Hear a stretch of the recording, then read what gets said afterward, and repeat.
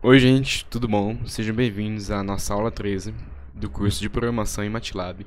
Nessa aula a gente vai abordar um pouco sobre a matriz hermitiana.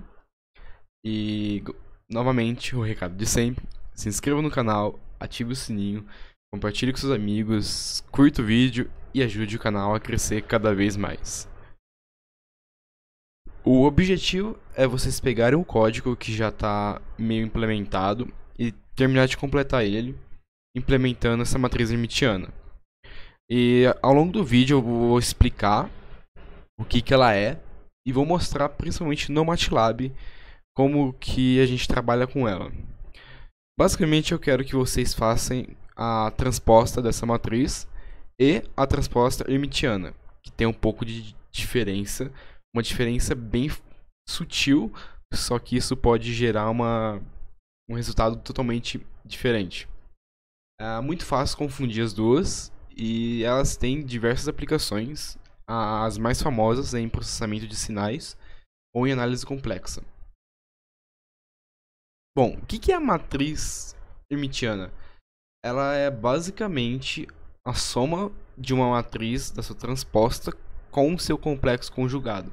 Então essa matriz é uma matriz de números complexos, e só dando uma relembrada aqui, o complexo conjugado de um número complexo é quando a gente pega a parte imaginária e troca o sinal dela.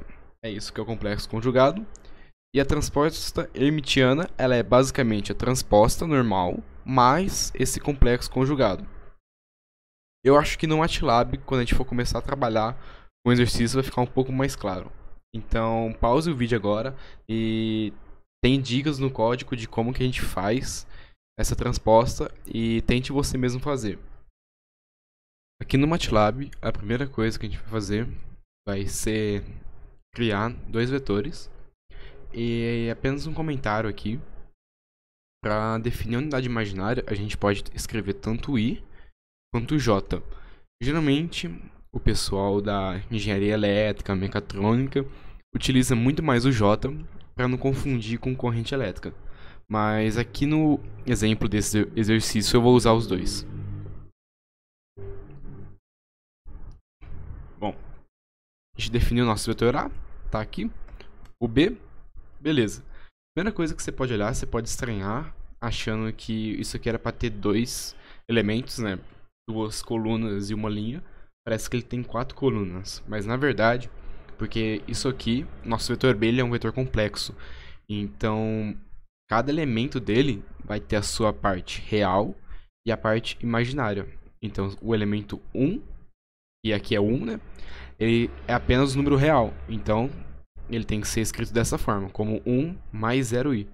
Enquanto que o nosso segundo elemento, que é o 3j, ele tem que ser escrito da forma 0, porque ele não tem parte real, 3i. Então, é isso. Agora, a primeira parte que a gente vai fazer vai ser usar o símbolo de transposto normalmente, que a gente vem usando. Quando a gente calcula o A, nenhum problema. E quando a gente calcula o B, beleza. Opa, o que aconteceu aqui? Um menos? Mas aqui, se a gente olhar, estava positivo. Por que será? Bom, eu vou deixar isso meio no ar, mas é porque a gente não está calculando a transposta. A gente está calculando a transposta hermitiana. Se a gente quer calcular de fato a transposta, a gente pode resolver isso escrevendo a função que calcula a transposta. E pronto, ela resolveu isso. Ela de fato agora fez o que era para a transposta fazer, que é trocar a linha pela coluna. Ou a gente pode escrever b ponto e função do mesmo jeito. Então é bom tomar cuidado quando a gente trabalha com números complexos. Apenas esse símbolo aqui, ele não vai calcular a transposta diretamente. Ele vai calcular a transposta hermitiana. E para matrizes, é analogamente. Então a gente vem aqui, vamos definir uma matriz A. Dá uma olhada. É uma matriz de números complexos. E a mesma coisa, essa daqui é uma matriz 5 por 4. Então ela tem que ter 5 linhas, 1, 2, 3, 4, 5 e 4 colunas. Só que olhando aqui, parece que tem 8. Mas na verdade é que tudo isso aqui é uma coluna só. Então 1, 2, 3, 4. Então é bom tomar cuidado com isso, que às vezes você está na pressa e acaba olhando e achando que fez alguma coisa errada. Para calcular a transposta hermitiana, mesma coisa. A gente viu para os vetores.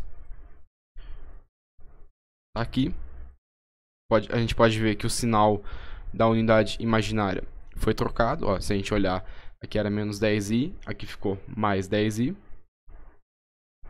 E se a gente quer calcular a transposta regular, a gente pode escrever dessa forma. E pronto. Agora, se a gente olhar aqui, ele simplesmente trocou os nossos valores. Agora, aqui era menos 10i. E a nossa matriz original era de fato menos 10i. Então aqui é a transposta clássica. É só trocar a linha pela coluna. A gente também pode usar a função transpose. Não tem nenhum problema. E aqui que está a chave. E aqui que a gente vai entender o porquê de usar a matriz hermitiana transposta e não a transposta normal. Eu vou criar um vetor complexo que eu vou chamar ele de C. E eu vou fazer o seguinte, a gente vai plotar ele no nosso plano complexo, que é basicamente o eixo vai ser a unidade imaginária e a parte real é o eixo X. Então, é basicamente isso que eu estou fazendo aqui. Beleza, tá aqui o nosso vetor. Eu vou pôr um grid on aqui, só para ficar melhor, para a gente conseguir ver. Ok, olhando aqui para esse vetor, ele tem uma componente real de 3 e a imaginária de 4i. Então, isso aqui é um triângulo 3, 4, certo? Para a gente calcular o módulo desse vetor, que vai ser o comprimento dessa linha, é só aplicar o teorema de Pitágoras aqui normal. Então, vai ser 3 ao quadrado mais 4 ao quadrado, vai ter que ser igual à hipotenusa ao quadrado. Então, como é um triângulo 3, 4, a hipotenusa é 5. Então, esse é o valor dessa linha, certo? Então, se a gente for calcular o módulo desse vetor, tem que dar 5. Claramente é o que está escrito aqui e é o que a gente vê geometricamente.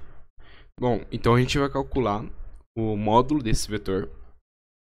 A gente precisa multiplicar, fazer o produto escalar. Lembre-se que o produto escalar é o vetor pela sua transposta. Só que isso aqui vai nos dar duas vezes a norma, porque a gente está fazendo a norma de C vezes a norma de C vezes o cosseno. Só que o cosseno é 1 do ângulo entre eles. Então isso aqui vai nos dar apenas duas vezes a norma. Então a gente precisa tirar a raiz quadrada disso. A gente vai escrever essa função. Essa função é o square root, que nos dá a raiz quadrada. E vamos ver primeiro o que é essa multiplicação. Opa! Menos 7. Mas como assim? Isso aqui deu menos 7. Isso aqui era para ser um tamanho ao quadrado de uma coisa. Era para ser um número positivo. Não faz sentido, né? Não existe tamanho negativo. E se a gente pôr o square root, obviamente que ia dar um número complexo. É aí que entra a jogada. Quando a gente trabalha com vetores complexos ou matrizes complexas, e a gente quer saber o módulo desse vetor, a gente não pode usar a nossa regrinha que a gente usou antes da transposta. A gente precisa usar a multiplicação da matriz hermitiana. Então a gente não pode usar a transposta normal, mas sim a hermitiana. Por isso que, por padrão, o MATLAB usa a própria função hermitiana aqui, ao invés de ser a transposta. E por isso que pode confundir, porque às vezes você precisa da transposta e ele está calculando a hermitiana. Só que a hermitiana que realmente vai nos dar de fato o tamanho do vetor. Se a gente tirar então a raiz disso aqui, vai dar o nosso 5 que era para dar. E a gente podia usar a norma de C, né? Mas aí não ia ter a graça. Se a gente usa a norma de C, ele faz tudo bonitinho e não dá nenhum problema.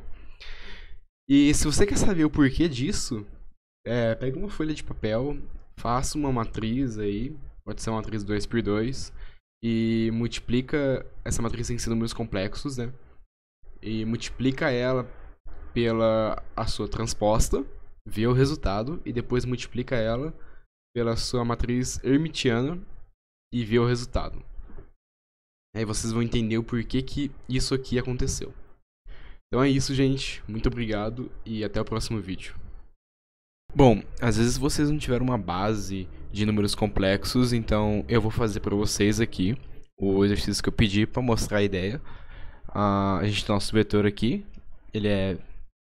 faltou colocar entre parênteses, tudo bem, e parênteses não, colchetes. E a gente vai fazer V vezes V transposto, então isso aqui é 1 por 2, né? Porque a gente tem uma linha e duas colunas. E aqui é o contrário, aqui é 2 por 1. Para a gente poder multiplicar matrizes, esse número tem que ser igual. A coluna da primeira tem que ser o mesmo número da linha da segunda. E o resultado vai ser uma matriz 1 por 1. Então, a gente multiplica 1 vezes 1, que vai dar 1. E 4 vezes 4. 4 vezes 4 vai dar 16j quadrado. Então isso aqui vai ser mais 16j quadrado. E o j é a unidade imaginária. Isso aqui vai ser 1 menos 16, que é igual a menos 15. E aqui é a mesma coisa. A mesma lógica, vai ser a mesma ordem a matriz. A única diferença é que a gente vai ter um menos na hora de multiplicar aqui. Então isso aqui vai ser 1 menos 16j ao quadrado. Como j é menos 1, isso aqui vai ter que ser igual a 17. Então tá aqui a diferença entre os dois. Por isso que se a gente for ter que calcular a norma desse vetor, a gente precisa usar esse método. É isso, gente. Muito obrigado.